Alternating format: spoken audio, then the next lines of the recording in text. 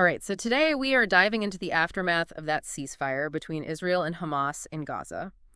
We've got a ton of news reports, official statements, all really fresh, focusing on these first few days of peace, which, let's be honest, are probably pretty fragile. We've also got info on those initial hostage releases, which is huge. Yeah, definitely a lot to unpack. So what are we looking at today? Well, first, we want to try to understand the immediate impact of the ceasefire, like what's actually happening on the ground right now. Then we'll kind of zoom out and think about those long-term challenges, because let's be real, there are always a few of those, right?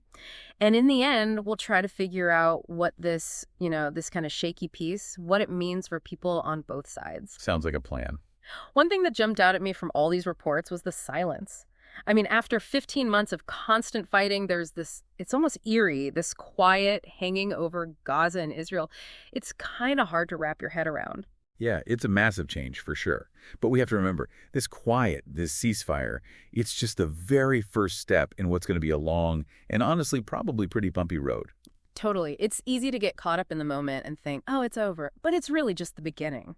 And the reports paint a pretty vivid and honestly heartbreaking picture of what's happening. You've got Palestinians returning to neighborhoods that are just absolutely devastated, searching for family members who are still missing, burying their dead. It's heavy stuff. Yeah, imagine that silence, that relief, but then realizing the grief, the trauma, just the sheer scale of rebuilding that needs to happen. It's overwhelming to even think about. Right. It makes you wonder how people even begin to process all of that. And then in the middle of all this, you have these incredible stories of the 3 Israeli women who were held hostage by Hamas. They've finally been released and reunited with their families. And the reports describe these reunions as just incredibly emotional. I can't even imagine what that must feel like. These hostage releases are actually a really key part of the ceasefire agreement. It's a phased release, so over the next few weeks, we should see another 30 hostages gradually being freed. It's delicate. And there's a lot of uncertainty about who exactly will be released and when. Right. And at the same time, we're seeing Palestinian prisoners being released from Israeli jails, too. One name that jumped out at me from the reports was Khalida Jarrar. She's a pretty well-known Palestinian activist. Yeah, for sure. And these releases on both sides, they really raise a big question, don't they? Are these people just bargaining chips in this whole thing? Or are these releases a genuine attempt at building some kind of trust? A sign of goodwill in this crazy, fragile situation. It's hard to say for sure. I guess we'll have to wait and see how things play out. But speaking of fragile situations, we have to talk about the humanitarian crisis that's happening in Gaza right now. The World Health Organization, the WHO, they put out a report that's, doesn't sugarcoat anything. They're saying the situation is dire. It's a total catastrophe. Think about it. Only about half the hospitals are even partially working. There's widespread damage, to infrastructure and everything. Diseases are running rampant, and malnutrition is skyrocketing. Yeah, the WHO report lays it all out, and it's pretty disturbing. They estimate something like 30,000 people need medical rehab for injuries. Then you've got the threat of famine, and on top of that, even basic public order is breaking down. It's hard for me to even picture what daily life must be like for people living in Gaza right now.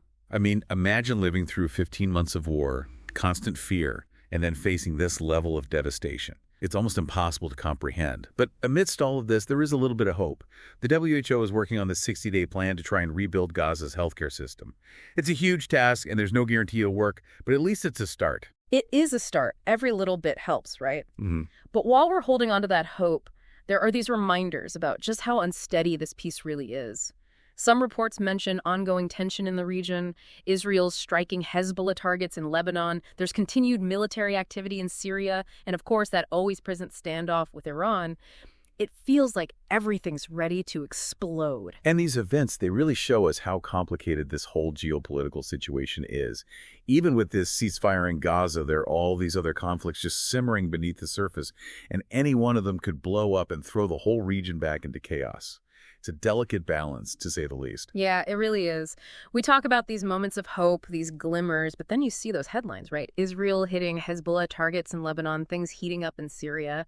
And we can't forget about Iran always lurking in the background. It feels like with this ceasefire, with all this progress, one little spark could set the whole region off. It's like you said, everything's connected. We can't look at Gaza in isolation. There's this whole web of geopolitical tension, Even with things calming down in Gaza, those other conflicts are simmering, ready to boil over. Right. It makes you wonder, How fragile is this peace, really? I mean, we've seen truces crumble before, sometimes pretty quickly. Right. It feels so precarious. So if we want to see this peace last, what needs to happen? What are the keys to making this work long term? Oh, man, if I had the magic answer to that, we wouldn't be having this conversation. But honestly, it's going to take a lot addressing the urgent needs while also tackling those deep-rooted issues, the stuff that's been fueling this conflict for years. Okay, so break it down for me. Where do we even start? Well, first and foremost, we have to deal with the humanitarian crisis in Gaza. People are just trying to survive. They need the basics: food, water, medicine, shelter. We can't talk about peace when people are struggling to live. It's like expecting someone to build a future when they're worried about where their next meal is coming from. It's like building a house on sand, right? You need a solid foundation first. Exactly. And that foundation needs some serious support from the international community. Real aid, real investment in rebuilding Gaza. We're not just talking temporary fixes. We're talking about creating the conditions for a sustainable peace. Makes sense. But we can't ignore the political stuff either, right?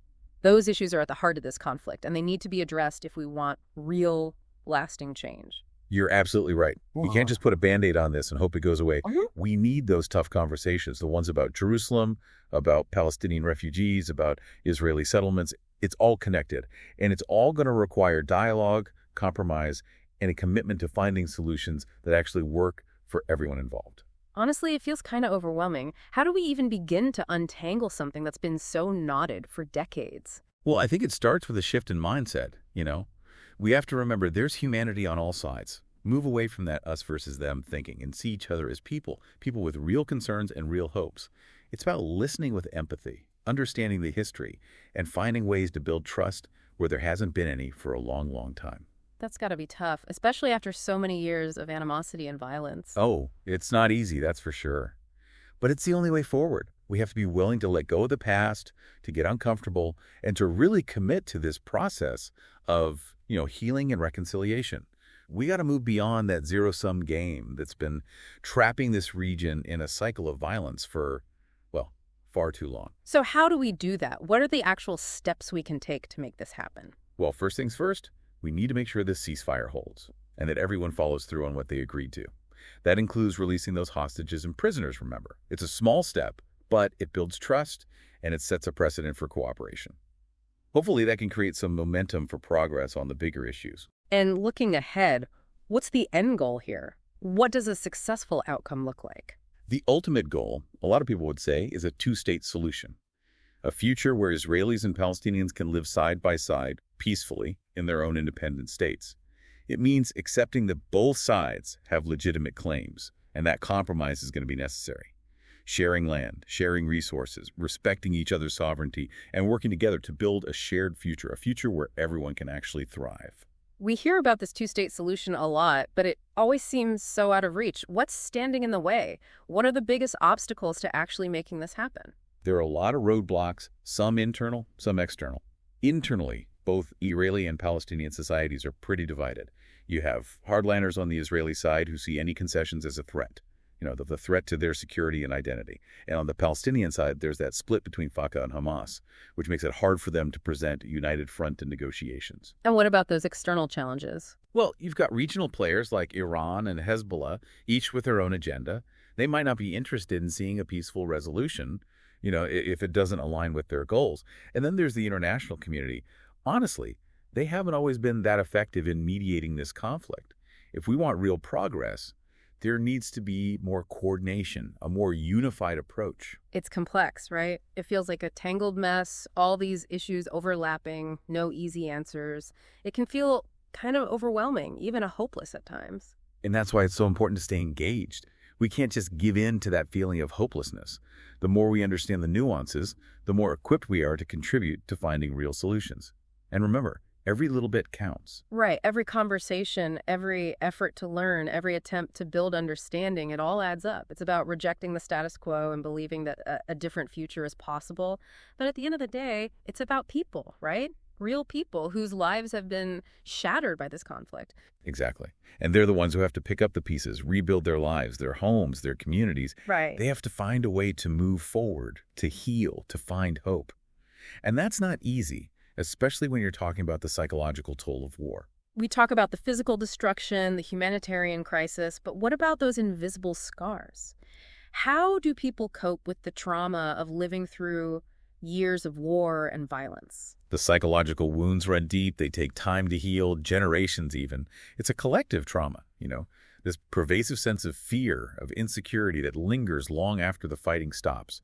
Imagine living with that constant fear, the knowledge that everything could change in an instant. It impacts every part of your life. And what about the children, the kids who have grown up knowing nothing but conflict? They've seen things no child should ever see. They've lost loved ones. They've lived with this constant uncertainty. What does that do to a child? What kind of future do they have if this cycle of violence continues? It's hard to even imagine, right? To grow up surrounded by that much conflict, that much violence, their childhoods have been shaped by it. And that leaves scars, deep ones. These kids have seen things no child should ever have to see. Loss, fear, uncertainty, it becomes their normal. And those experiences, they change how they see the world, how they understand things, who they trust. It's our responsibility to make sure they get the support they need to heal, to build a better future. Yeah, to break that cycle. So what does that support look like? What can we actually do to help these kids who have been through so much? Well, it's not just one thing, it's a whole approach. Education is huge, giving them safe spaces to learn, to grow. And mental health services are crucial too, making sure every kid who needs help can get it, trauma-informed care, that kind of thing. But it goes beyond just therapy and counseling. It's about creating a supportive environment, letting them know they're safe, they're heard, they're understood, help them process what they've been through, give them tools to cope, help them build resilience. It's a big task, but it seems like investing in these kids is investing in the future of the whole region. Absolutely. They are the future, and if we want to see peace, real lasting peace, we have to start with them. It's easy to get overwhelmed by all of this. The scale of the conflict, the complexity, it's a lot to take in. It can be tempting to just shut down, to think, what can I do? This is too big. But even small actions can have an impact. Yeah, we can't let the size of the problem paralyze us. Every conversation, every effort to educate ourselves and others, even just staying informed, it all matters. It's about pushing back against that hopelessness and saying, no, a different future is possible. And a big part of that is holding on to hope. Hope that things can get better, that peace is achievable, that dialogue can win out over violence. Yeah. Hope that these kids, this next generation, won't have to go through what their parents and grandparents have endured. Hope is powerful, but it can't be passive, right? Exactly. It has to be a driver, a motivator, something that pushes us to act. And that's where you come in, dear listener. We've talked about a lot today, unpacked a lot of complex issues. But hopefully, you're walking away with one clear message. This isn't just some faraway conflict that doesn't concern you. It's a story about humanity, about our shared responsibility to build a more just and peaceful world for everyone. A world where kids can just be kids, not caught in the crossfire. So we'll leave you with this. What role will you play in writing the next chapter of this story? Are you going to sit on the sidelines, or are you going to step up and be a part of the solution? It's a big question, but it's worth asking ourselves. And we hope this deep dive has given you some food for thought, some inspiration to act, no matter how small that action may seem. Thanks for joining us.